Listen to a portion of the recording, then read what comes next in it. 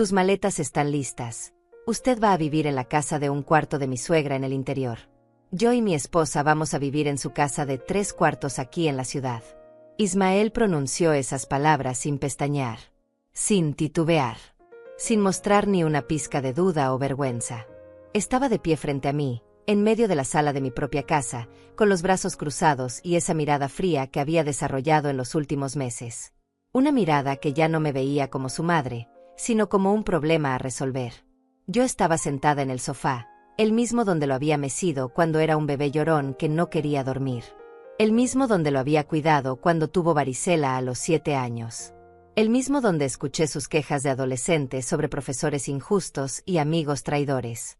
Ahora ese sofá, mi sofá, era parte del botín que mi propio hijo quería reclamar como suyo. Rafaela estaba junto a él, con esa postura de triunfo anticipado. Los brazos cruzados, la barbilla levantada, los labios apretados en una línea delgada que pretendía ser una sonrisa pero que solo mostraba desprecio. No dijo nada, pero tampoco necesitaba hacerlo. Su silencio era apoyo total. Su presencia era complicidad absoluta. Miré hacia el pasillo y allí estaban, efectivamente, 2 maletas viejas. Las reconocí de inmediato porque eran las mismas que había usado para viajar al funeral de mi hermana hace 2 años. No las había sacado del armario desde entonces. Alguien más lo había hecho. Alguien había entrado a mi habitación, había abierto mi closet, había revisado mi ropa, había empacado mis cosas sin mi permiso, sin consultarme, como si yo ya no tuviera voz ni voto en mi propia vida. La invasión era completa, total, descarada. Mamá, esto es lo mejor para todos, continuó Ismael con esa voz que intentaba sonar razonable pero que solo conseguía sonar calculadora. La casa de mi suegra está bien. Tiene un cuarto, una cocineta, está en un lugar tranquilo. Usted no necesita tanto espacio. Nosotros sí. Vamos a tener otro hijo, necesitamos las 3 habitaciones. Aquí está todo cerca para nosotros, las escuelas, el trabajo de Rafaela, el hospital. Allá en el interior usted va a estar más tranquila, sin el ruido de la ciudad, sin preocupaciones. Cada palabra era una mentira vestida de lógica. Cada justificación era una manipulación disfrazada de preocupación filial. Yo sabía perfectamente cómo era esa casa en el interior. La había visto una vez, años atrás, cuando Rafaela todavía fingía respeto hacia mí y me invitó a conocer a su familia. Era una construcción vieja, descuidada, con humedad trepando por las paredes como enredaderas de abandono. Un solo cuarto diminuto donde apenas cabía una cama individual. Una cocina sin conexión directa de gas. Un baño con tuberías que goteaban constantemente. Y lo peor de todo, estaba ubicada a 40 minutos del pueblo más cercano, sin transporte público confiable, rodeada de lotes baldíos y silencio. Querían enviarme allí como si fuera un objeto que ya no sirve, pero que tampoco se puede tirar a la basura. Como si fuera un estorbo que necesita ser guardado lejos de la vista. Voy a cumplir 70 años en 3 meses. 70. Una edad que debería traer respeto, tranquilidad, reconocimiento. En cambio, aquí estoy, escuchando a mi único hijo decirme que debo abandonar la casa que construí con mi esposo. La casa donde crié a Ismael. La casa donde planché su uniforme escolar durante 12 años. La casa donde preparé su comida favorita cada domingo. La casa que Gaspar y yo pagamos con sangre, sudor y turnos dobles. Esta casa de 3 habitaciones no es solo cemento y ladrillos. Es cada pared que pinté, cada grieta que reparé, cada planta que sembré en el jardín. Es la memoria viva de Gaspar, mi esposo, quien murió hace 6 años de un infarto repentino, dejándome viuda pero nunca dejándome sin hogar. Porque esta casa siempre fue mía también. Siempre estuvo a mi nombre. Siempre fue mi refugio. Mamá, di algo, insistió Ismael con impaciencia creciente. No te quedes callada como siempre. Esto ya está decidido. El camión de mudanza viene pasado mañana a las 7 de la mañana.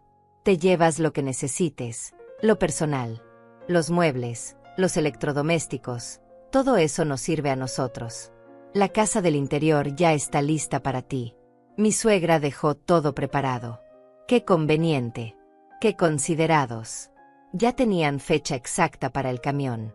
Ya habían hablado con la familia de Rafaela. Ya habían coordinado toda mi vida sin consultarme una sola vez. Me trataban como una niña incapaz de decidir, o peor aún, como si mis decisiones ya no importaran porque mi vida ya no me pertenecía. Los miré a ambos en silencio. Estudié sus rostros con atención. Ismael tenía 38 años, un trabajo estable como supervisor en una empresa constructora, un sueldo que le permitiría rentar o incluso comprar su propia casa si dejara de gastar en tonterías. Pero ¿para qué sacrificarse cuando podía simplemente tomar lo que su madre ya tenía pagado? Rafaela, 35 años, trabajaba medio tiempo en una tienda departamental, pero gastaba como si ganara el triple. Siempre ropa nueva. Siempre salidas a restaurantes caros. Siempre el celular de último modelo. Siempre uñas recién hechas. Y ahora querían mi casa para mantener ese estilo de vida sin renunciar a nada. Pensé en Gaspar. Pensé en cómo trabajó turnos dobles durante años para pagar esta propiedad. Pensé en las noches que pasó despierto, sumando y restando números en papeles arrugados, preocupado por las cuotas del banco, por la educación de Ismael, por asegurarse de que tuviéramos un techo seguro sobre nuestras cabezas. Pensé en el día que firmamos los papeles de propiedad, como me tomó la mano con fuerza y me dijo algo que en ese momento no comprendí del todo. Esta casa es tuya, Lorenza. Pase lo que pase, esta casa siempre será tuya. Está a tu nombre. Nunca dejes que nadie te quite lo que es tuyo. Nunca.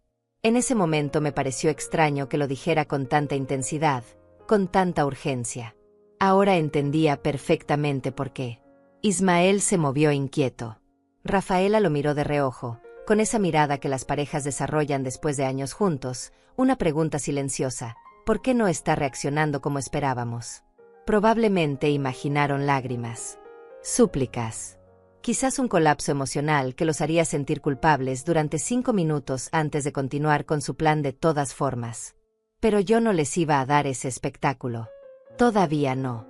Mamá, entiende, volvió a hablar Ismael, ahora con un tono que pretendía ser paternal, protector. No es que no te queramos aquí. Es que necesitamos el espacio. Tú vas a estar mejor allá, te lo aseguro. Sin preocupaciones. Sin tener que lidiar con el ruido del tráfico, con la contaminación. Piensa en tu salud. El doctor dijo que necesitas tranquilidad, que tu presión está alta. Ahora usaban mi salud como justificación, como excusa moral para su robo disfrazado de favor familiar. Era cierto que mi presión arterial había subido en los últimos meses. Era cierto que mis rodillas dolían más de lo normal. Era cierto que el cansancio llegaba más rápido. Pero nada de eso justificaba enviarme a un lugar aislado donde cualquier emergencia médica significaría 40 minutos hasta el hospital más cercano, si es que conseguía transporte. Aquí, en mi casa, el hospital estaba a 10 minutos. La farmacia a 2 cuadras. El mercado cerca. El doctor que me atendía desde hace 20 años tenía su consultorio a 15 minutos caminando. Mis amigas del grupo de oración vivían en el mismo vecindario. La señora que me ayudaba con la limpieza venía 2 veces por semana.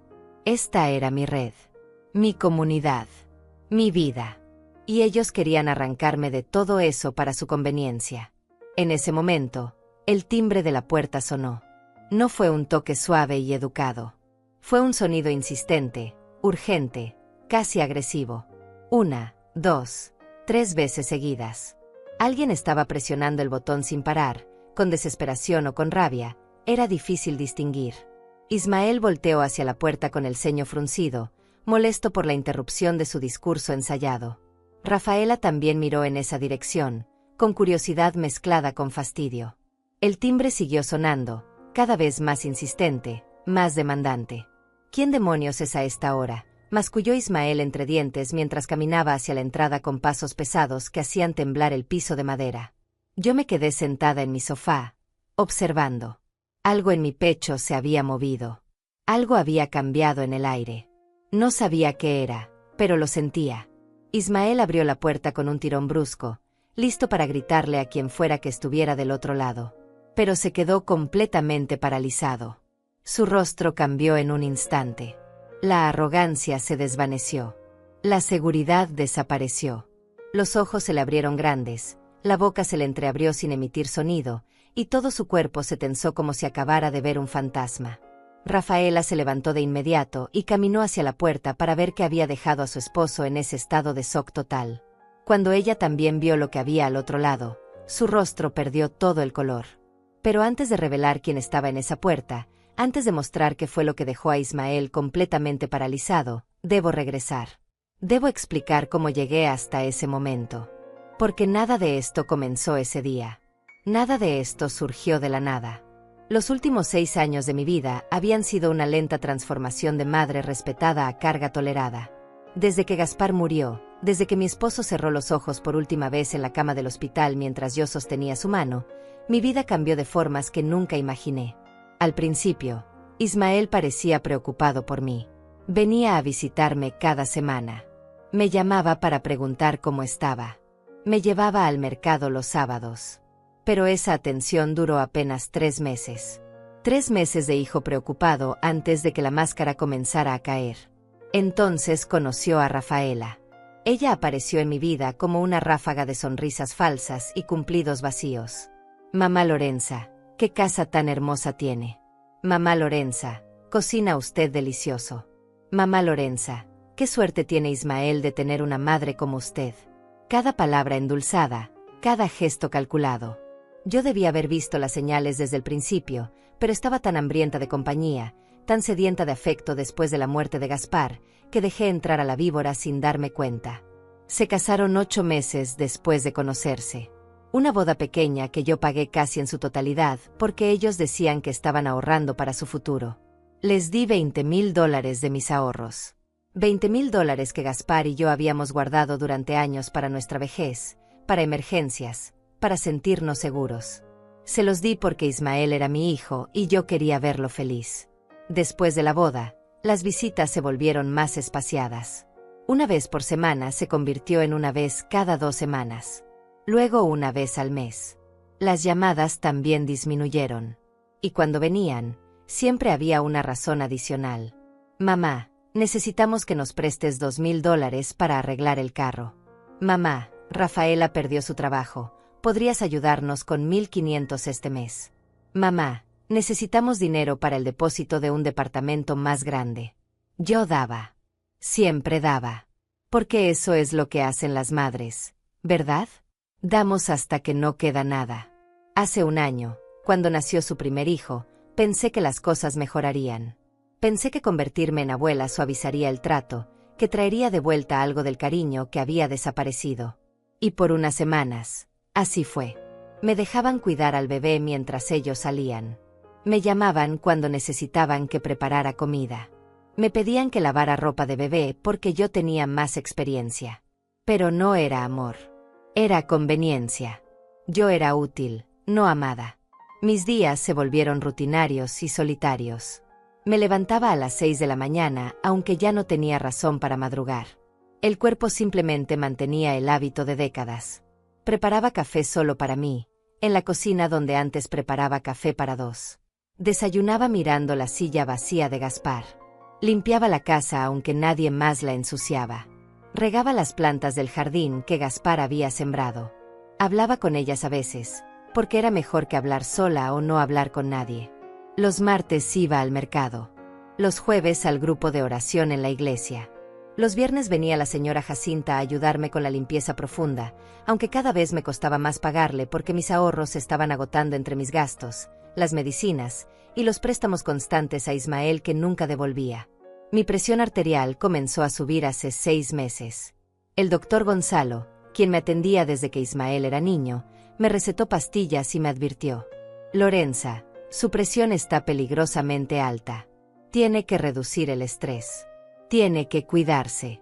A su edad, un problema cardíaco puede ser fatal. Pero ¿cómo reducir el estrés cuando tu único hijo te ve como un banco personal? Cuando tu nuera te mira con desprecio apenas disimulado. Cuando sientes que tu vida ya no te pertenece, sino que existe en función de las necesidades de otros. Hace 3 meses comenzaron las visitas extrañas. Ismael llegaba con Rafaela y con personas que yo no conocía. Decían que eran amigos, pero yo notaba cómo miraban la casa, cómo evaluaban los espacios, cómo susurraban entre ellos mientras señalaban las habitaciones. Una vez escuché a Rafaela decir en voz baja: aquí podríamos poner la cuna del nuevo bebé. Y este cuarto sería perfecto para mi estudio. Mi estudio. En mi casa. Como si ya fuera suya. Intenté hablar con Ismael. Hijo, ¿qué está pasando? ¿Por qué traes tanta gente a ver la casa? Él me respondió con evasivas. Son solo amigos. Mamá. No pasa nada. Estás paranoica. Deberías revisar esas pastillas que tomas. Quizás te están afectando la cabeza. Me estaba volviendo loca o ellos me estaban haciendo creer que estaba loca. La segunda opción era la correcta. Hace un mes, Rafaela comenzó a medir las ventanas. Llegó con una cinta métrica y un cuaderno, y sin pedir permiso empezó a tomar medidas. Le pregunté qué hacía. Me miró como si yo fuera tonta. Es para las cortinas nuevas, mamá Lorenza. Las suyas ya están muy viejas. Pensé en renovar la decoración. Renovar la decoración de mi casa. Sin consultarme. Sin pedirme opinión. Hace 2 semanas, Ismael trajo a un hombre que dijo ser valuador de propiedades. Quería saber cuánto valía la casa en el mercado actual. Le dije que no necesitaba valuar nada porque no pensaba vender. Ismael se enojó. Mamá, solo es por precaución. Para saber cuánto patrimonio tenemos como familia. Tú no entiendes de estas cosas. Como familia. Como si mi casa fuera propiedad colectiva. Como si el sacrificio de Gaspar y mío durante 30 años de pagos al banco fuera ahora un bien compartido que ellos podían administrar. Las discusiones se volvieron más frecuentes.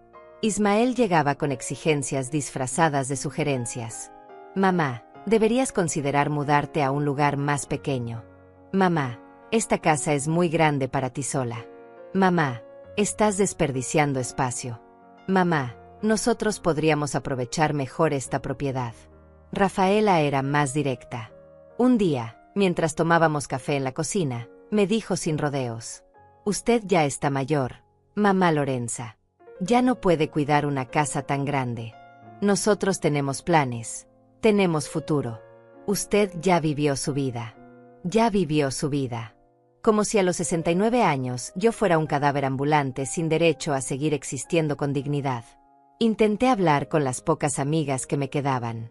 La señora Hermelinda del grupo de oración me escuchó con tristeza. Ay, Lorenza, los hijos de ahora no son como antes. Ya no hay respeto. Ya no hay gratitud. Pero ¿qué puedes hacer? Es tu hijo. Es tu sangre. ¿Qué podía hacer? Esa pregunta me atormentaba cada noche mientras yacía despierta en mi cama, mirando el techo, sintiendo el peso de la soledad y la traición. ¿Qué hace una madre cuando su propio hijo se convierte en su enemigo? Durante semanas viví en un estado de ansiedad constante.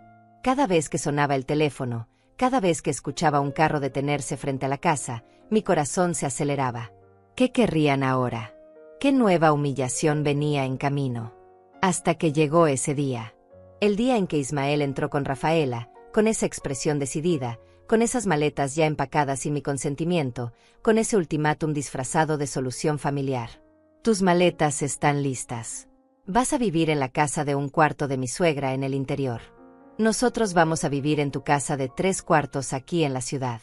Y entonces sonó el timbre. Insistente. Urgente. Transformando todo. Ismael seguía paralizado en la puerta, con la mano todavía aferrada al picaporte, el cuerpo rígido como si se hubiera convertido en estatua de sal. Rafaela estaba a su lado, igualmente inmóvil, con los ojos muy abiertos y la boca entreabierta en un gesto de sorpresa que rayaba en el horror.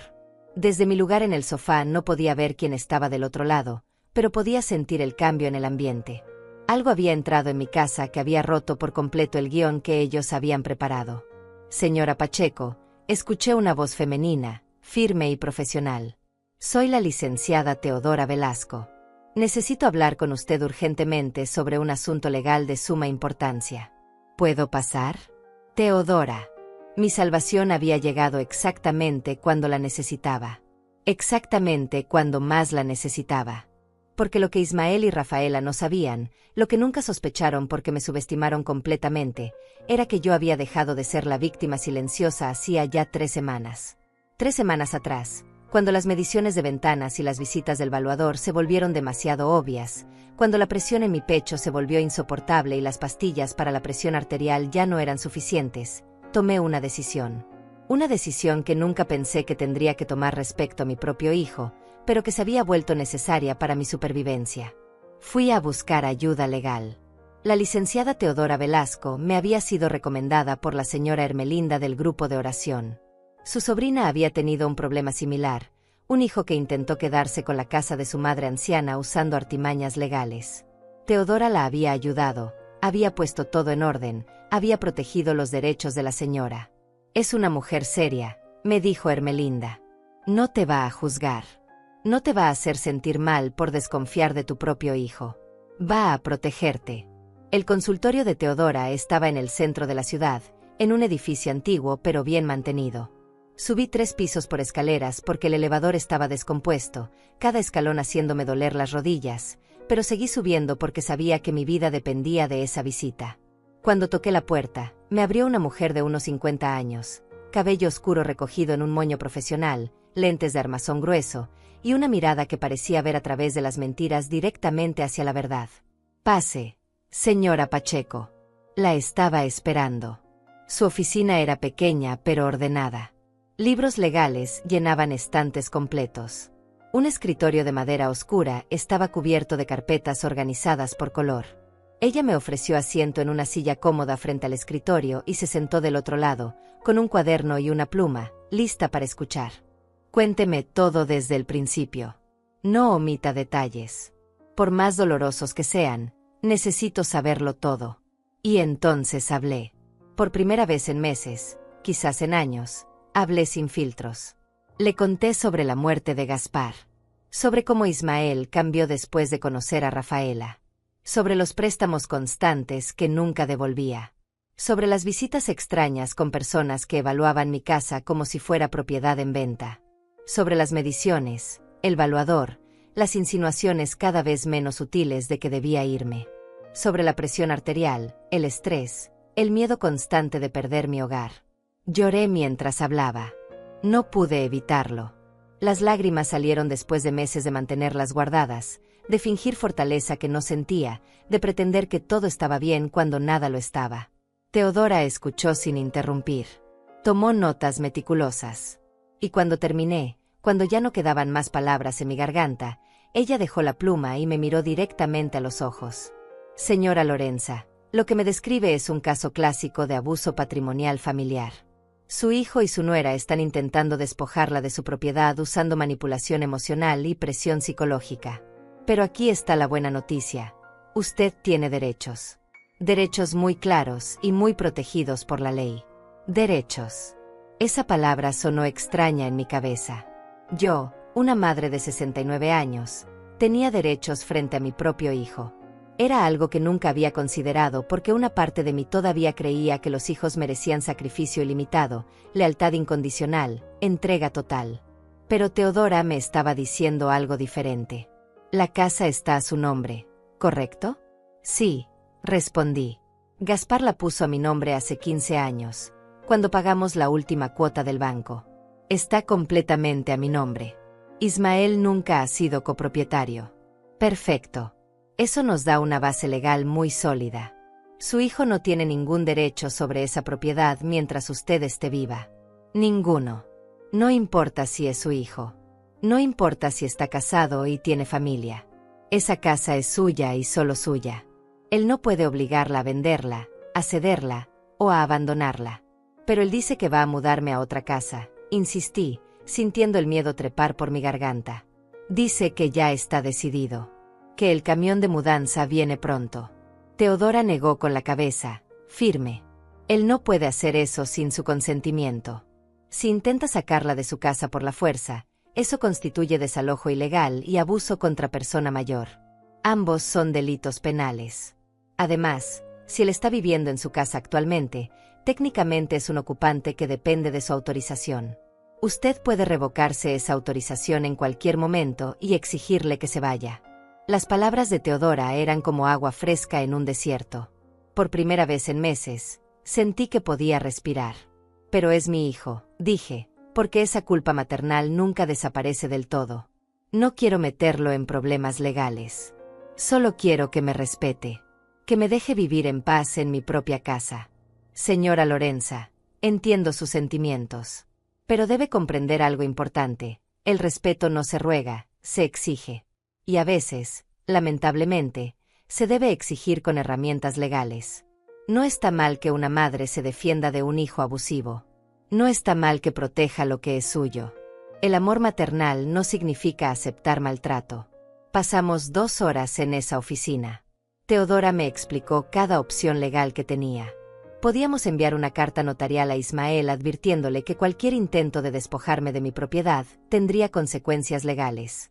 Podíamos preparar documentos que confirmaran mi plena capacidad mental para tomar decisiones, anticipándose a cualquier intento de declararme incompetente. Podíamos incluso iniciar un proceso de desalojo si Ismael se negaba a salir de mi casa voluntariamente después de que yo revocara mi autorización para que viviera allí. Pero hay algo más que necesito que considere, dijo Teodora con seriedad. Su salud. Me mencionó que tiene presión arterial alta, que el estrés está afectándola gravemente. Vivir en un ambiente de conflicto constante, especialmente a su edad, puede ser mortal. No es exageración. He visto casos donde el estrés prolongado causó infartos, derrames cerebrales, colapsos totales. Necesita protegerse no solo legalmente, sino también física y emocionalmente. Tiene razón, admití. A veces siento que mi corazón va a explotar.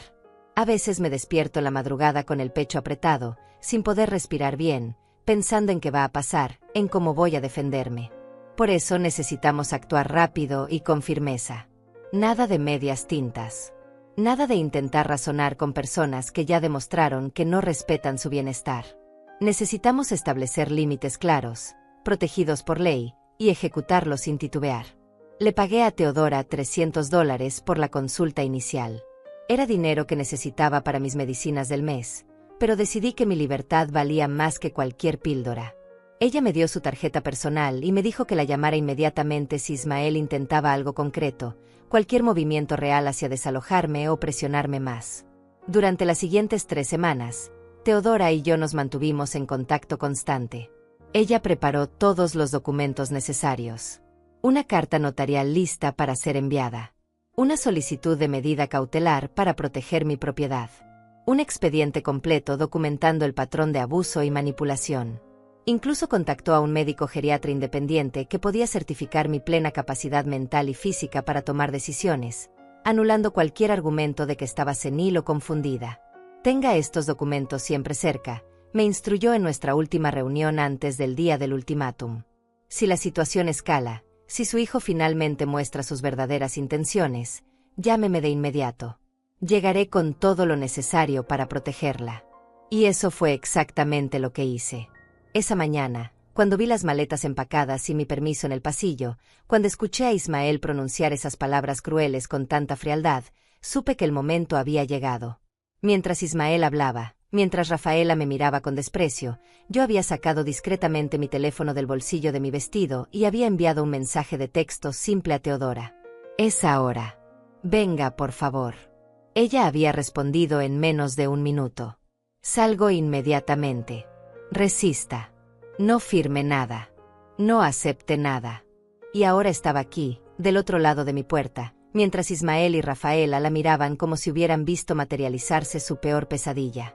«Adelante, licenciada Velasco», dije desde el sofá, con una voz que sorprendentemente salió firme y clara. «Por favor, pase. La estaba esperando».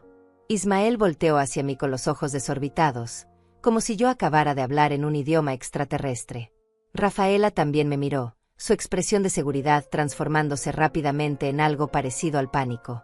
Ninguno de los dos se movió para dejar pasar a Teodora, simplemente se quedaron bloqueando la entrada como estatuas confundidas.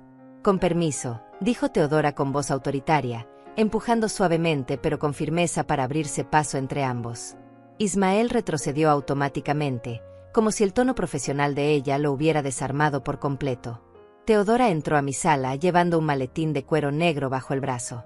Vestía un traje gris impecable, zapatos cerrados de tacón bajo, y esa misma expresión seria y competente que había visto en su oficina. Detrás de ella venían 2 personas más, un hombre joven con una cámara colgada al cuello, y una mujer de mediana edad con un portafolio y una grabadora de audio en la mano. «Señora Lorenza Pacheco», comenzó Teodora dirigiéndose a mí, pero hablando lo suficientemente alto para que todos escucharan. Soy la licenciada Teodora Velasco, su representante legal en este asunto. He venido como acordamos para documentar y testimoniar la situación que está ocurriendo en su domicilio el día de hoy. Estos son mis asistentes, el señor Norberto Quintero, fotógrafo forense, y la licenciada Jacinta Mesa, notaria pública. Todo lo que se diga y haga a partir de este momento quedará registrado legal y oficialmente. Ismael finalmente encontró su voz, aunque salió temblorosa y aguda. ¿Qué? ¿Qué es esto? Mamá, ¿qué está pasando? ¿Quiénes son estas personas? Estas personas, respondí levantándome del sofá con toda la dignidad que pude reunir, son mi protección legal. Porque resulta que sí entiendo de estas cosas, hijo. Entiendo perfectamente cuando alguien está intentando robarme mi casa. Yo no estoy robando nada, protestó Ismael, su voz subiendo de volumen. Esta es una decisión familiar. Es lo mejor para todos. Tú no puedes cuidar esta casa sola, mamá. Necesitas ayuda. Necesito ayuda, repetí, sintiendo la ironía quemar en mi garganta. Qué interesante. Porque durante los últimos 6 años, desde que murió tu padre, nunca viniste a ofrecerme ayuda para reparar el techo cuando goteaba. Nunca te ofreciste a ayudarme cuando se rompió la tubería del baño y tuve que pagar $1,200 de mi bolsillo. Nunca estuviste aquí cuando me caí en el jardín y me lastimé la rodilla y tuve que llamar un taxi para ir al hospital. Pero ahora que quieres mi casa, ahora sí te preocupa que necesite ayuda. Teodora abrió su maletín mientras yo hablaba y sacó una carpeta gruesa llena de documentos. El fotógrafo Norberto comenzó a tomar imágenes de la sala, de las maletas en el pasillo, del ambiente general. La notaria Jacinta encendió su grabadora y comenzó a registrar fecha, hora, lugar y personas presentes. Señor Ismael Pacheco, dijo Teodora con voz oficial, le informo que cualquier intento de despojar a la señora Lorenza Pacheco de su propiedad constituye abuso patrimonial contra persona de la tercera edad, un delito contemplado en el Código Penal con penas de prisión que van desde 3 hasta 8 años. Además, cualquier intento de desalojarla de su domicilio sin orden judicial constituye allanamiento y violencia familiar. Rafaela dio un paso adelante, con las manos en las caderas, intentando recuperar algo de su anterior actitud desafiante. Esto es ridículo. Nosotros somos su familia. Nosotros solo queremos lo mejor para ella. No pueden venir aquí a acusarnos de criminales cuando lo único que estamos haciendo es cuidarla. Cuidarla, repitió Teodora con un tono que dejaba claro lo poco que le creía. Empacando sus pertenencias sin su consentimiento. Diciéndole que debe abandonar su propia casa para irse a vivir a un lugar inadecuado a 40 minutos del hospital más cercano, sabiendo que tiene hipertensión y necesita atención médica accesible. Diciéndole que su casa ahora les pertenece a ustedes.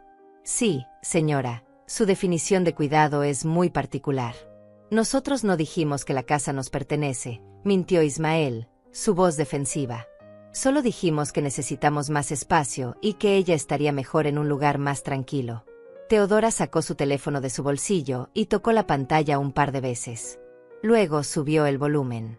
La voz de Ismael llenó la sala, clara e inconfundible. Tus maletas están listas. Usted va a vivir en la casa de 1/4 de mi suegra en el interior. Yo y mi esposa vamos a vivir en su casa de 3/4 aquí en la ciudad. Esto ya está decidido. El camión de mudanza viene pasado mañana a las 7 de la mañana. Los muebles, los electrodomésticos, todo eso nos sirve a nosotros. Me quedé mirando a Teodora con sorpresa. Ella me guiñó un ojo discretamente. Durante nuestra última reunión, me había dado un pequeño dispositivo de grabación que parecía un broche decorativo. Me había dicho que lo usara siempre que Ismael viniera a la casa, que grabara todas las conversaciones. Yo lo había hecho sin estar completamente segura de para qué serviría. Ahora lo entendía perfectamente. El rostro de Ismael se puso pálido, luego rojo, luego nuevamente pálido. Rafaela abrió la boca para decir algo, pero ninguna palabra salió. Como pueden escuchar, continuó Teodora guardando nuevamente su teléfono, existe evidencia clara de intención de despojo. Existe evidencia de que ustedes ya organizaron el traslado forzoso de la señora Pacheco sin su consentimiento. Existe evidencia de que planeaban apropiarse de sus bienes muebles. Todo esto, señor Pacheco, es procesable legalmente. Ismael intentó recuperarse, cambió su táctica, suavizó su voz. Mamá, Por favor. Esto se está saliendo de control. Podemos hablar como familia. No necesitamos abogados ni grabaciones. Somos tu familia. Soy tu hijo. Eres mi hijo, repetí, sintiendo el peso de esas palabras.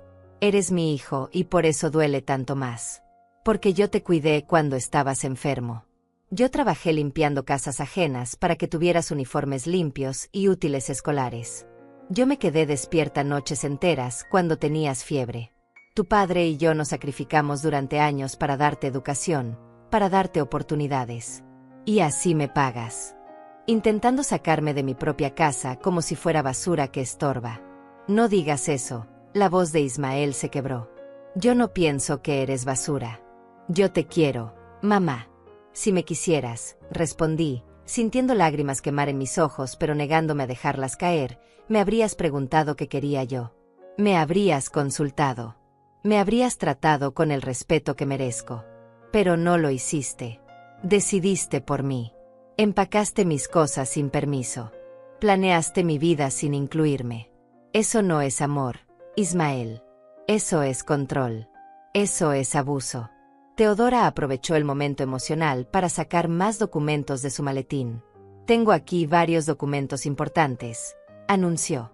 Primero, el título de propiedad de esta casa, que confirma que la señora Lorenza Pacheco es la única y legítima propietaria. Segundo, una evaluación médica realizada hace una semana por el doctor Gonzalo Bravo, médico tratante de la señora Pacheco, que certifica que ella está en pleno uso de sus facultades mentales y es completamente capaz de tomar decisiones sobre su vida y su patrimonio. Tercero, una evaluación adicional realizada por un geriatra independiente que confirma lo mismo. Cuarto, una carta notarial que será enviada formalmente mañana por la mañana, notificándoles que deben desocupar este domicilio en un plazo no mayor a 15 días. «Desocupar», gritó Rafaela. «Esta es también nuestra casa. Vivimos aquí. No pueden echarnos así como así». Teodora la miró con frialdad profesional.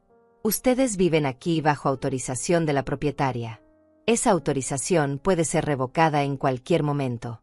Y está siendo revocada ahora mismo.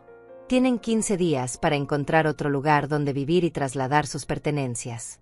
Si no lo hacen voluntariamente, procederemos con un desalojo legal forzoso». Ismael se dejó caer en el sillón, con la cabeza entre las manos. Rafaela lo miraba esperando que dijera algo, que hiciera algo, pero él simplemente se había derrumbado. El hombre que minutos antes me había ordenado empacar mis cosas y abandonar mi hogar ahora parecía un niño perdido. «Mamá», susurró Ismael sin levantar la cabeza. «No podemos irnos. No tenemos a dónde ir. No tenemos dinero ahorrado para un depósito de renta. El bebé necesita estabilidad». «Deberían haber pensado en eso antes», respondí, sintiendo mi corazón endurecerse porque sabía que si mostraba debilidad ahora, si cedía aunque fuera un poco, ellos aprovecharían esa grieta para destruirme completamente. «Yo tampoco tengo a dónde ir, Ismael. Esta es mi casa. Mi único hogar. Y ustedes querían quitármelo sin pensarlo 2 veces. Podemos darles los 15 días como indica la notificación», intervino Teodora, «o si la señora Pacheco lo prefiere, podemos acelerar el proceso judicial y hacer que desalojen en 72 horas bajo custodia policial. La decisión es completamente suya, señora Lorenza». «Los 15 días están bien», dije después de un momento. «Pero con una condición. Durante estos 15 días, no quiero manipulaciones. No quiero chantajes emocionales. No quiero escenas ni dramas. Buscan su lugar, organizan su mudanza, y se van en paz. Si intentan cualquier cosa, cualquier presión, cualquier amenaza, llamo inmediatamente a la licenciada Velasco y procede el desalojo forzoso». «¿Queda claro?». Ismael asintió sin levantar la mirada. Rafaela apretó los labios pero también asintió, derrotada. El fotógrafo Norberto terminó de documentar todo. La notaria Jacinta certificó que había sido testigo de todo lo dicho y acordado. Teodora me entregó copias de todos los documentos y me aseguró que estaría disponible día y noche si los necesitaba. Cuando ellos se fueron, la casa quedó en un silencio pesado y tenso. Ismael seguía en el sillón. Rafaela estaba de pie junto a la ventana, mirando hacia afuera. Yo regresé a mi sofá, exhausta pero también extrañamente aliviada. Por primera vez en meses, Había recuperado el control de mi propia vida. Los siguientes 3 días fueron los más extraños de mi vida. Ismael y Rafaela seguían viviendo en mi casa, pero ahora había una distancia insalvable entre nosotros. Caminábamos por los mismos pasillos, pero sin cruzar palabras. Compartíamos el mismo techo, pero respirábamos aires diferentes. Ellos en su habitación con la puerta cerrada, yo en la mía, y entre ambos espacios había un abismo de resentimiento, culpa y realidades rotas. Ismael intentó hablar conmigo la mañana siguiente. Tocó suavemente la puerta de mi habitación mientras yo doblaba ropa limpia sobre mi cama. Entró con pasos vacilantes, las manos en los bolsillos, la mirada baja como cuando era niño y había hecho algo malo en la escuela. «Mamá», comenzó con voz ronca, «necesito que hablemos». No volteé a mirarlo. Seguí doblando una blusa, alisando las arrugas con movimientos mecánicos. «Ya hablamos, Ismael. Ya dijiste todo lo que tenías que decir. Y yo también. Pero es que no lo entiendes. Nosotros de verdad estamos en una situación difícil. El departamento donde vivíamos antes lo vendieron. Por eso vinimos a quedarnos contigo temporalmente. Pensamos que tú entenderías, que nos apoyarías como familia». «Temporalmente», repetí, finalmente volteando a mirarlo. «¿Temporalmente durante cuánto tiempo, Ismael? ¿Hasta que me muera y puedan quedarse con la casa sin problemas legales? ¿O hasta que yo me vuelva tan vieja y débil que no pueda defenderme?» «No, mamá. No es así. Nunca fue así». «Entonces, ¿cómo fue? Explícame cómo empacar mis maletas sin mi permiso, decirme que me vaya a un cuarto en el interior, y planear quedarse con todos mis muebles es algo temporal y considerado». Se quedó en silencio. No tenía respuesta porque no había respuesta que pudiera justificar lo injustificable. «Rafaela dijo que tú no necesitabas tanto espacio», murmuró finalmente. «Dijo que sería mejor para todos si nosotros aprovechábamos esta casa y tú te ibas a un lugar más pequeño y tranquilo. Dijo que a tu edad ya no tenía sentido que vivieras sola en una casa tan grande. Y tú le creíste. No me preguntaste a mí qué quería. No consideraste mis sentimientos. Solo escuchaste a tu esposa y decidiste que ella tenía razón. Yo pensé que sería más fácil para ti. Menos responsabilidades. Menos preocupaciones». «Mentira», dije con una firmeza que me sorprendió a mí misma. «Pensaste que sería más fácil para ustedes. Más conveniente. Más económico. No tener que pagar renta ni depósito. Vivir cómodamente sin sacrificar nada. Y yo, tu madre, sería el sacrificio conveniente». Se frotó la cara con ambas manos, un gesto de frustración y cansancio. «No sé qué quieres que diga, mamá. Ya metiste abogados. Ya nos echaste. Ya ganaste. ¿Qué más quieres?» «Quiero que entiendas lo que hiciste», respondí sintiendo las lágrimas amenazar pero manteniéndolas contenidas. «Quiero que comprendas que no puedes tratar a tu madre como un objeto desechable. Quiero que algún día, cuando seas viejo, cuando tu propio hijo te mire como una carga, recuerdes este momento y entiendas el dolor que causaste». Salió de mi habitación sin decir nada más. Lo escuché hablar con Rafaela en voz baja, luego el sonido de la puerta principal cerrándose cuando ambos salieron. Probablemente a buscar opciones de vivienda, probablemente a maldecirme, probablemente a planear cómo presentarse como víctimas ante sus amigos y el resto de la familia. Esa tarde recibí una llamada de mi hermana menor, Hermelinda. Vivía en otra ciudad, nos hablábamos cada 2 semanas aproximadamente. Su voz sonaba preocupada y confundida. «Lorenza, ¿qué está pasando? Ismael me llamó llorando. Dice que lo echaste de tu casa. Dice que contrataste abogados para sacarlo. Dice que te estás comportando de forma irracional y que está preocupado por tu salud mental». Por supuesto que había corrido a llamarla. Por supuesto que había contado su versión primero, pintándome como una anciana confundida y cruel, omitiendo convenientemente todo lo que él había hecho. «Hermelinda», respondí con cansancio, «¿te contó que empacó mis maletas sin mi permiso? ¿Te contó que planeaba enviarme a vivir sola en una casa deteriorada en el interior mientras él se quedaba con mi casa de 3 habitaciones? ¿Te contó que nunca me preguntó qué quería yo?» Hubo silencio del otro lado de la línea. Él dijo que era una solución temporal. Que tú estabas de acuerdo. Que después todo se solucionaría. Mentiras. Hermelinda. Todo mentiras. Y lo tengo grabado. Tengo su voz diciéndome exactamente lo que iba a hacer. Tengo pruebas de todo. Ay, Lorenza. No puedo creer que las cosas hayan llegado a este punto. Es tu hijo. Tu único hijo. Y yo soy su única madre. La madre que lo crió, que lo alimentó, que pagó su educación. ¿Eso no cuenta para nada? ¿El hecho de que sea mi hijo le da derecho a maltratarme? No, claro que no. Pero hay formas de resolver las cosas. Meter abogados, echarlo de la casa. Eso va a romper la familia para siempre. La familia ya está rota. Ermelinda. Se rompió cuando él decidió que yo era un obstáculo en lugar de una persona. Se rompió cuando eligió su conveniencia sobre mi dignidad. Después de esa llamada vinieron otras. Primos lejanos que no hablaban conmigo en años de repente me llamaban para decirme que estaba exagerando, que debía perdonar, que la familia es lo más importante. Todos ellos habían escuchado la versión de Ismael primero. Todos ellos me veían como la villana sin conocer la historia completa. Solo la señora Ermelinda del grupo de oración, quien me había recomendado a Teodora, me apoyó completamente. Hiciste lo correcto, Lorenza. No dejes que nadie te haga sentir culpable por defenderte. Los hijos no tienen derecho a maltratar a sus padres. El amor no justifica el abuso. Durante esos días también hablé varias veces con Teodora. Ella me mantenía informada de los pasos legales, me aseguraba que todo estaba en orden, que los documentos estaban siendo procesados correctamente. ¿Cómo se siente, señora Lorenza?, me preguntó en una de esas llamadas. Exhausta, admití. Triste, pero también aliviada. Por primera vez en mucho tiempo siento que tengo control sobre mi vida. Eso es bueno. Mantenga esa fortaleza. Los próximos días pueden ponerse difíciles. Su hijo y su nuera probablemente intentarán manipulación emocional de último minuto. Resistencia psicológica es clave. Tenía razón.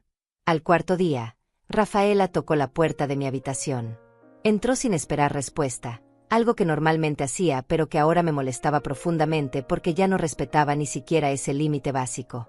Mamá Lorenza, comenzó con voz suave, casi dulce, necesitamos hablar de mujer a mujer. Me quedé sentada en el borde de mi cama, esperando. Sé que las cosas se salieron de control. Continuó sentándose en la silla junto a mi tocador sin invitación. Sé que Ismael pudo haber dicho cosas de forma incorrecta. Pero usted tiene que entender nuestra posición. Tenemos un bebé. Estamos esperando otro. Necesitamos espacio y estabilidad. Usted es su abuela. Seguramente quiere lo mejor para sus nietos. Ah, la carta de los nietos. Usar a los bebés como escudos emocionales. Como armas de manipulación. Por supuesto que quiero lo mejor para mis nietos, respondí con calma. Pero lo mejor para ellos no incluye ver a su abuela siendo tratada sin respeto. Lo mejor para ellos no incluye crecer pensando que está bien abusar de los ancianos de la familia. Lo mejor para ellos es tener padres que trabajen duro, que sean honestos, que no intenten robar a sus propios familiares. No estamos robando, protestó Rafaela, su voz subiendo de tono. Solo estábamos tratando de encontrar una solución que funcionara para todos. Una solución donde ustedes ganan todo y yo pierdo todo. Muy conveniente. Usted no pierde nada.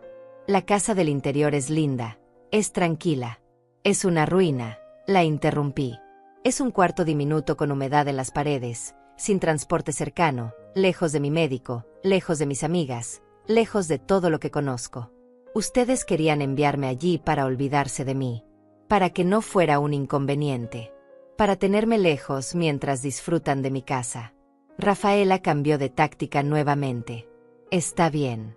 Admito que quizás no fue la mejor idea. Pero entonces, ¿qué hacemos? No podemos irnos en 15 días. No tenemos dinero suficiente para un depósito de renta. Los departamentos disponibles son muy caros. El bebé necesita estabilidad. Deberían haber pensado en eso antes de intentar sacarme de mi propia casa. Por favor, su voz se quebró y lágrimas comenzaron a rodar por sus mejillas. Lágrimas que no sé si eran genuinas o calculadas. Por favor, mamá Lorenza, démosle tiempo. Podemos quedarnos unos meses más mientras ahorramos. Mientras encontramos algo adecuado. No nos eche así. Piense en su nieto. en el bebé que viene. Y ahí estaba. La culpa maternal y abuelal siendo usada como herramienta.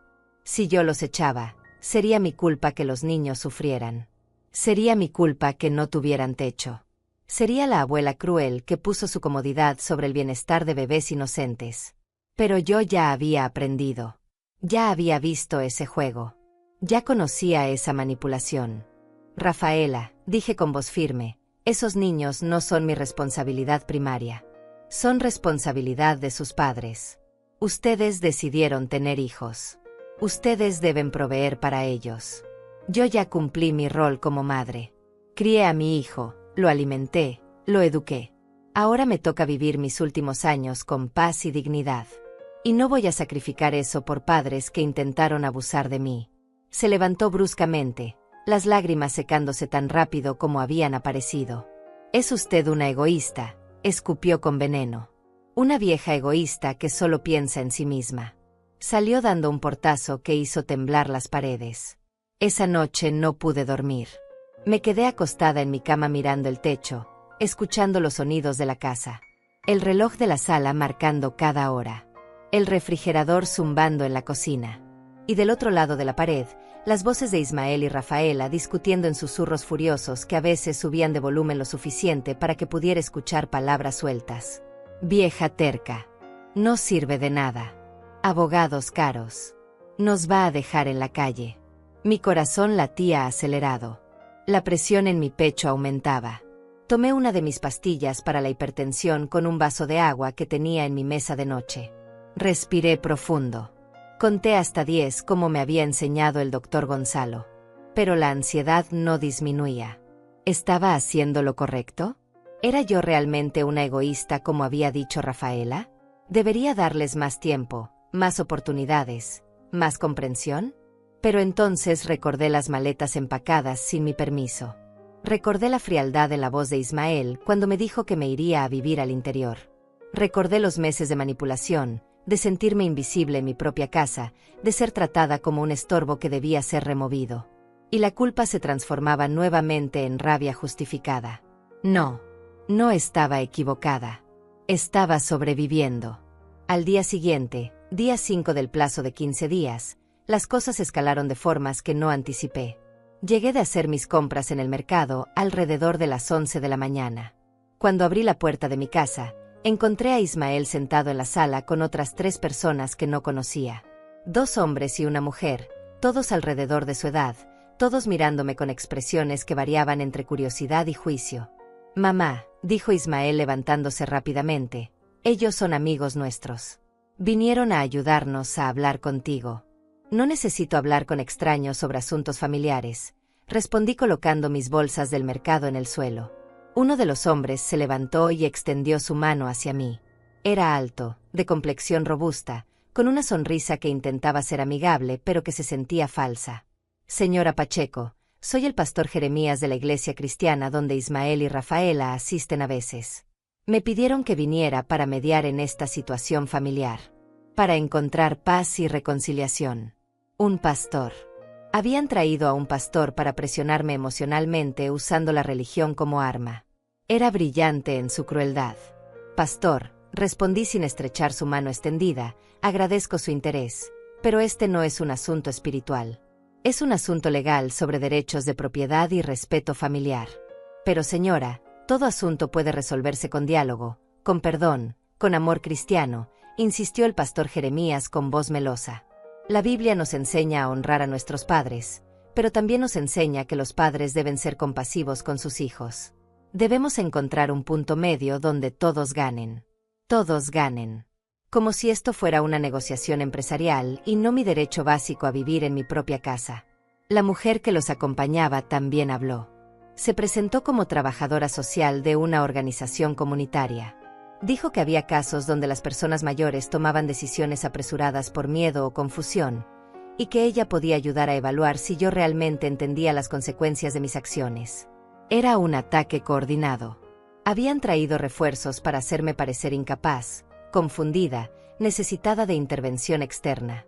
Querían crear la narrativa de que yo era una anciana desorientada tomando decisiones irracionales, y que ellos, los adultos jóvenes sensatos, solo intentaban protegerme de mí misma. Señora, comenzó la trabajadora social sacando una tableta electrónica, solo quiero hacerle algunas preguntas básicas para evaluar su estado cognitivo. Es procedimiento estándar. ¿Puede decirme qué día es hoy? ¿Sabe dónde está? ¿Recuerda qué desayunó esta mañana? Me quedé mirándola fijamente, sintiendo la rabia hervir en mi interior. Sé perfectamente qué día es. Sé exactamente dónde estoy. Estoy en mi casa, la casa que pagué durante 30 años junto a mi esposo.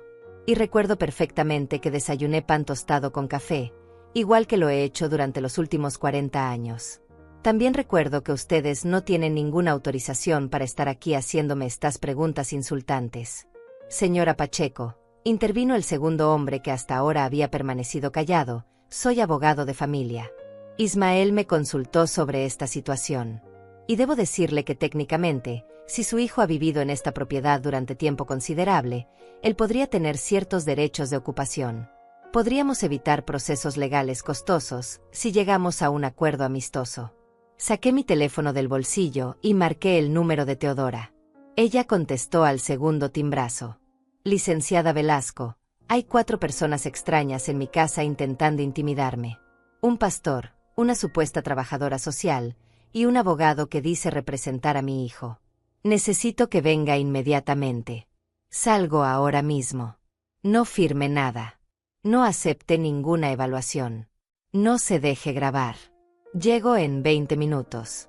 Colgué y miré a los 4 invasores en mi sala. Mi abogada viene en camino. Sugiero que se vayan antes de que llegue, o ella podrá agregar acoso e intimidación a persona mayor a las acusaciones legales que ya tenemos contra mi hijo. El pastor Jeremías intentó una vez más. Señora, solo queremos ayudar. Solo queremos que la familia encuentre paz. La paz, respondí con voz que temblaba de emoción contenida, no se encuentra sometiéndose al abuso.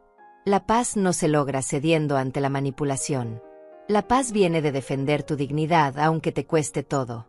Ismael se levantó del sofá, los puños cerrados. Mamá, estás arruinando todo. Estás destruyendo esta familia. Todo por una casa. Por paredes y techo. ¿Vale más esta casa que tu propio hijo? Y ahí estaba la pregunta que él quería que yo respondiera incorrectamente. La pregunta trampa. Si yo decía que sí, era la madre cruel que valoraba cosas materiales sobre su hijo.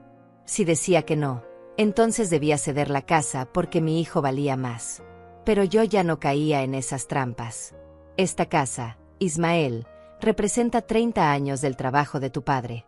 Representa mi seguridad, mi estabilidad, mi futuro. Y tú me preguntas si vale más que tú.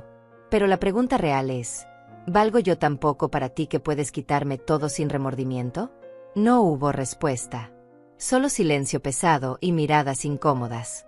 Cuando Teodora llegó 20 minutos después, los 4 visitantes se fueron rápidamente, murmurando excusas y despedidas apresuradas. Los días siguientes fueron una guerra silenciosa. Ismael y Rafaela dejaron de intentar convencerme directamente, pero sus tácticas se volvieron más sutiles y más crueles.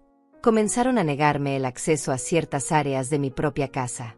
Rafaela dejó ropa lavándose en la lavadora durante horas para que yo no pudiera usar la máquina.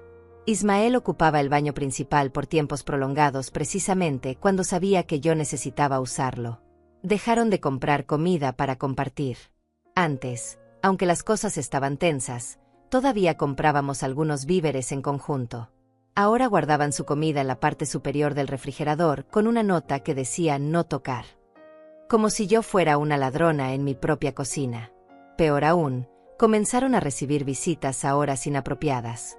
Amigos que llegaban a las 10 de la noche y se quedaban hasta la madrugada, hablando fuerte, riendo estrepitosamente, haciendo imposible que yo durmiera. Cuando les pedía que bajaran el volumen, me ignoraban completamente o respondían con sarcasmo. Ay, perdón mamá. Es tu casa, claro. Pero también es donde vivimos nosotros. Por ahora. Era hostigamiento calculado. Querían hacerme la vida imposible para que yo cediera, para que les rogara que se quedaran con tal de que volviera la paz. O querían provocarme hasta que yo explotara, hasta que hiciera algo que pudieran usar en mi contra, alguna reacción que les permitiera pintarme como inestable o agresiva. Pero yo no les di ese gusto. Cada vez que el ruido era insoportable, llamaba a Teodora y ella documentaba el incidente. Cada vez que me negaban acceso a algo en mi propia casa, tomaba fotografías y guardaba evidencia. Estaba construyendo un expediente de abuso sistemático. Al 10º día, Rafaela hizo algo que cruzó una línea que no sabía que existía. Entró a mi habitación mientras yo estaba en el mercado y se llevó varias piezas de joyería que Gaspar me había regalado a lo largo de nuestro matrimonio. No eran piezas costosas, no valían miles de dólares, pero tenían valor sentimental inmenso. Anillos, aretes, un collar que él me dio en nuestro 20º aniversario. Cuando regresé y abrí mi joyero, encontré el espacio vacío donde debían estar. Sentí que el piso se movía bajo mis pies. No era solo el robo. Era la invasión total. Era la violación de lo último que me quedaba de privacidad y seguridad.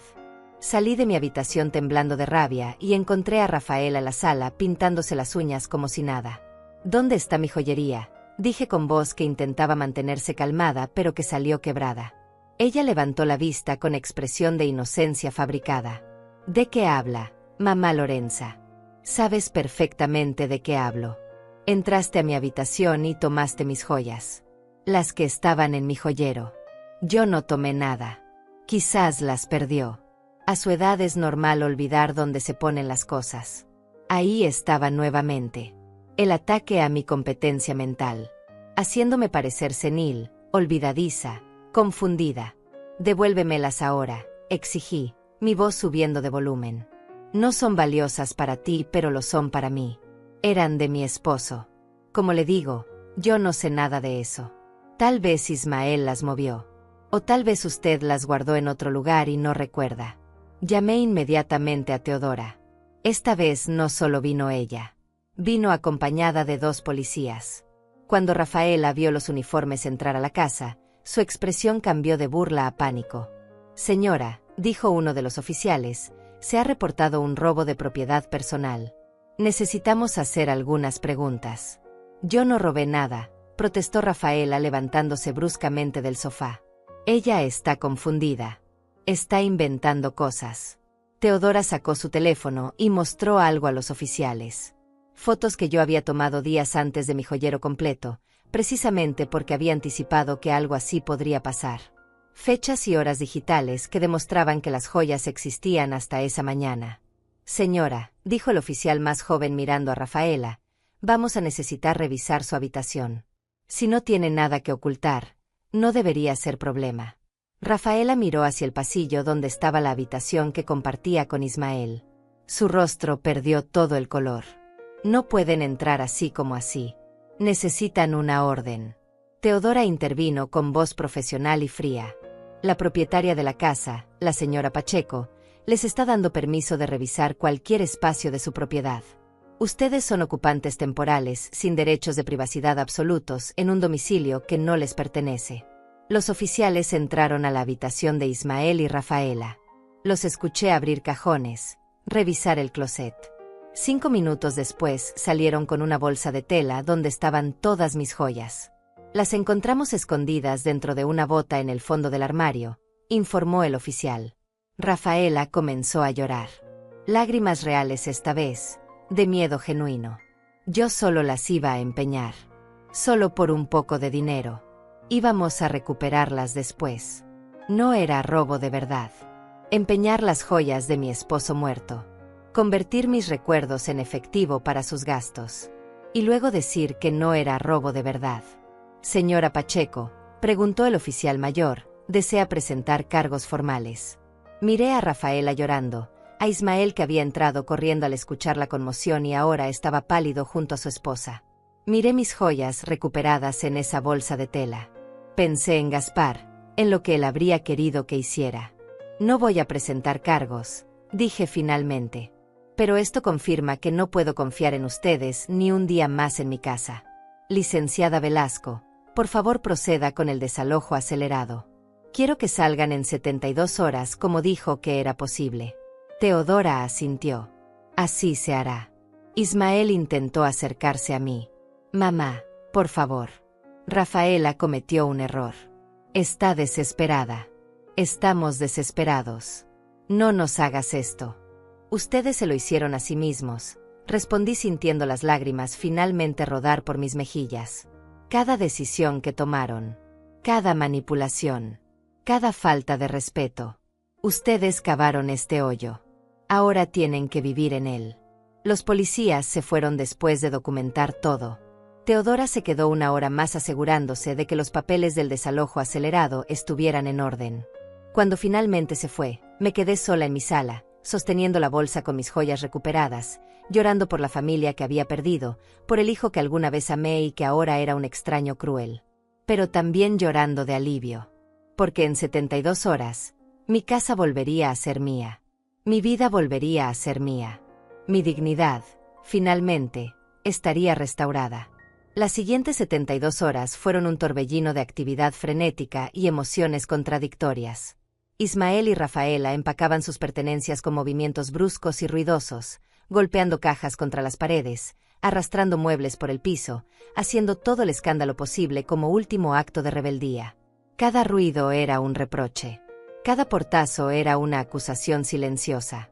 Teodora había contratado a un oficial judicial que supervisaba el proceso de desalojo para asegurar que no se llevaran nada que fuera mío, que no dañaran la propiedad, que cumplieran con los términos legales exactos. El hombre se sentaba en la sala con un portafolio, tomando notas, observando todo con expresión neutral y profesional. La noche del segundo día, Ismael tocó la puerta de mi habitación. Era casi medianoche. Yo estaba acostada pero no dormida, porque dormir se había vuelto imposible con toda la tensión flotando en el aire como humo tóxico. Mamá, su voz sonaba rota, cansada. ¿Puedo entrar? Dudé. Parte de mí quería decirle que no, que ya era muy tarde para conversaciones, que todo lo que teníamos que decirnos ya había sido dicho. Pero otra parte, esa parte maternal que nunca muere completamente sin importar cuánto daño haya recibido, quería escucharlo una última vez. Adelante, dije finalmente. Entró y se sentó en el borde de mi cama, en el mismo lugar donde solía sentarse cuando era niño y tenía pesadillas. Cuando venía a mi habitación en la madrugada buscando consuelo y seguridad. Ahora era un hombre de 38 años, pero en la penumbra de la lámpara de noche parecía nuevamente ese niño asustado. Lo arruiné todo, dijo sin mirarme. Arruiné la relación contigo. Arruiné mi familia. Y ni siquiera sé cómo llegué hasta aquí. Llegaste aquí, respondí con voz suave pero firme, tomando decisiones. Una tras otra. Decisiones que pusieron tu conveniencia sobre mi bienestar. Decisiones que me trataron como un objeto en lugar de como tu madre. Yo de verdad pensé que era lo mejor. Rafaela me convenció de que tú estarías mejor en un lugar más tranquilo. Que nosotros necesitábamos esta casa más que tú. Que era justo porque tú ya habías vivido tu vida y nosotros apenas empezábamos la nuestra. Y tú le creíste sin preguntarme a mí. Sin considerar mis sentimientos.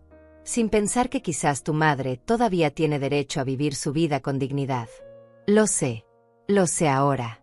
Pero en ese momento todo tenía sentido. Estábamos desesperados. Sin dinero. Con un hijo y otro en camino. La presión era demasiada. Ismael, la presión no justifica el abuso. La desesperación no te da derecho a pisotear a otros. Especialmente no a la persona que te dio la vida, que te crió, que sacrificó todo por ti. Se cubrió la cara con las manos y comenzó a llorar. Sollozos profundos que sacudían sus hombros. Extendí mi mano y la coloqué sobre su espalda, un gesto automático de consuelo maternal que mi cuerpo hizo antes de que mi mente pudiera decidir si era apropiado. No sé qué vamos a hacer, dijo entre sollozos. No tenemos a dónde ir. Los únicos lugares que encontramos son departamentos pequeños en zonas peligrosas que cuestan más de lo que podemos pagar. Vamos a terminar en un refugio o en la calle. Parte de mí quería ceder. Parte de mí quería decirle que se quedara, que olvidáramos todo, que volviéramos a intentarlo. Pero sabía que si hacía eso, si mostraba debilidad ahora, todo el ciclo comenzaría nuevamente. La manipulación regresaría. El abuso se repetiría. Y la próxima vez quizás no tendría la fuerza para defenderme. Deberían haber pensado en eso antes, dije retirando mi mano de su espalda. Yo te di oportunidades de rectificar. Te di chances de disculparte genuinamente y cambiar tu comportamiento. En lugar de eso, trajiste extraños a presionarme. Rafaela robó mis joyas. Hicieron mi vida imposible en mi propia casa. Cada acción tuvo una consecuencia. Esto es la consecuencia. Entonces de verdad nos vas a dejar en la calle. Tu propio hijo. Tus nietos. No los estoy dejando en la calle. Los estoy sacando de mi casa. Hay una diferencia. Ustedes son adultos. Tienen trabajo. Tienen capacidad de encontrar soluciones. Pero esas soluciones no pueden seguir siendo a costa de mi bienestar. Se levantó de la cama, limpiándose las lágrimas con el dorso de la mano. Nunca te voy a perdonar por esto, dijo con voz llena de amargura. Nunca. Y yo nunca voy a olvidar lo que me hiciste, respondí. Pero aún así, espero que algún día entiendas. Espero que cuando seas viejo, cuando necesites que alguien te trate con dignidad, recuerdes este momento y seas mejor persona de lo que fuiste conmigo. Salió de mi habitación sin decir nada más. Fue la última conversación real que tuvimos. Al tercer día, a las 3 de la tarde exactamente, el camión de mudanzas llegó. Ismael y Rafaela cargaron sus cosas con ayuda de 2 hombres que habían contratado. Cajas, bolsas, la cuna del bebé, ropa, todos sus electrodomésticos personales. El oficial judicial supervisaba cada artículo para asegurar que nada mío saliera por esa puerta. Rafaela me lanzó una última mirada llena de odio antes de subir al camión. Algún día vas a estar sola y enferma y nadie va a cuidarte. Vas a morir sola en esta casa que tanto quisiste defender. Y entonces vas a entender que no valió la pena. Sus palabras buscaban herirme. Buscaban plantar semillas de duda y miedo. Pero yo ya no era la mujer vulnerable que habían manipulado durante meses. Prefiero morir sola con dignidad, respondí, que vivir acompañada siendo maltratada. El camión se fue. Ismael en el asiento del copiloto sin voltear a mirarme. Rafaela con el bebé en la parte trasera. Y así, después de meses de pesadilla, mi casa quedó en silencio. Un silencio bendito. Un silencio lleno de paz. Cerré la puerta y me apoyé contra ella, sintiendo el peso de todo lo vivido caer sobre mí como olas después de una tormenta. Lloré durante 1 hora. Lloré por la relación perdida. Lloré por el hijo que ya no reconocía. Lloré por los nietos que probablemente crecerían escuchando historias distorsionadas sobre una abuela cruel. Pero también lloré de alivio.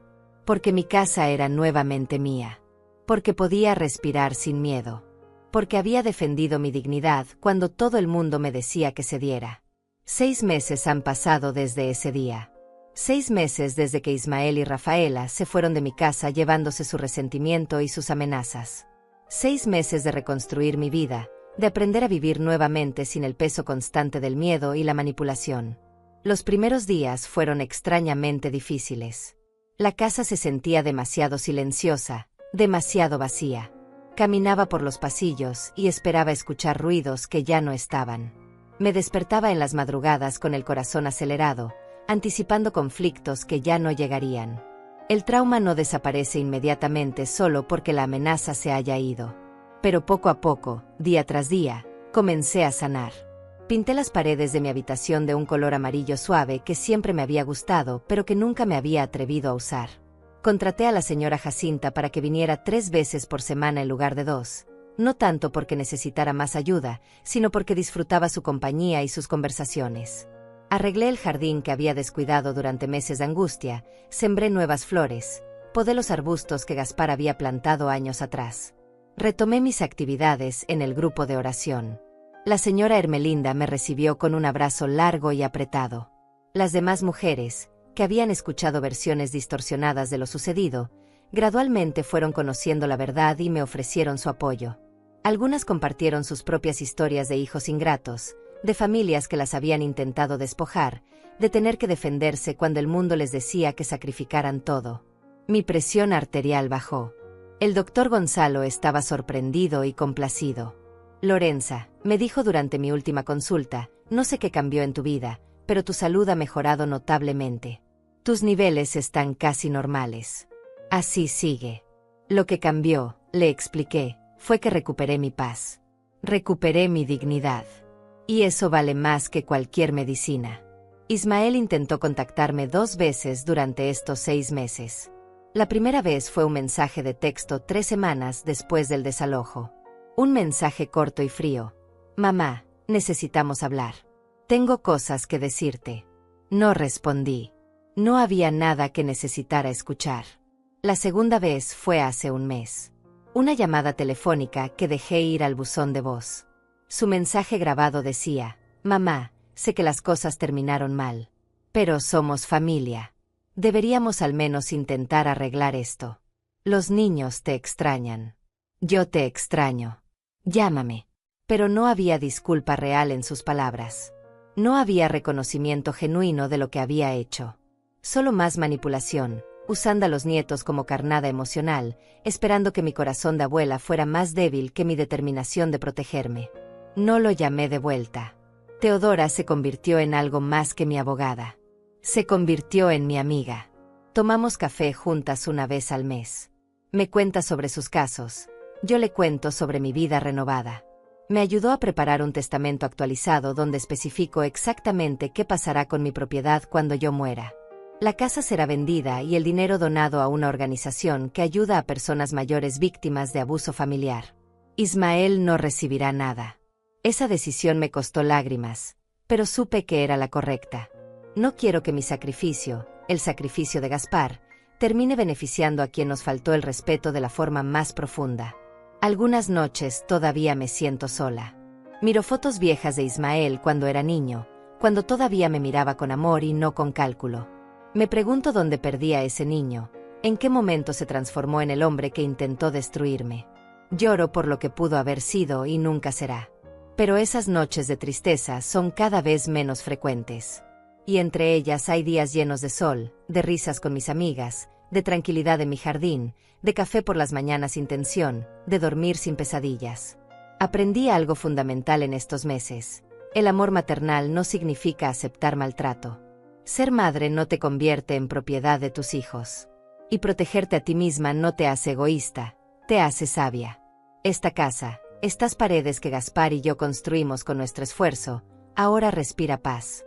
Cada habitación cuenta una historia de resistencia, de dignidad recuperada, de una mujer que se negó a ser descartada. Tengo 69 años. Quizás me quedan 10 años más de vida, quizás 20 si tengo suerte. Pero esos años serán míos. Viviré en mis términos. Moriré con dignidad intacta. Y si Ismael algún día comprende realmente lo que hizo, si algún día viene con disculpa genuina y arrepentimiento verdadero, quizás podamos hablar. Quizás pueda haber algún tipo de reconciliación limitada. Pero nunca, nunca más, permitiré que alguien me haga sentir como un objeto sin valor en mi propia vida. Porque aprendí lo más importante: el respeto no se mendiga, se exige. La dignidad no se negocia, se defiende. Y el amor que destruye no es amor en absoluto. Soy Lorenza Pacheco. Tengo 69 años. Sobreviví al intento de mi propio hijo de destruirme. Y estoy aquí, de pie, en mi casa, viviendo la vida que merezco. Finalmente en paz.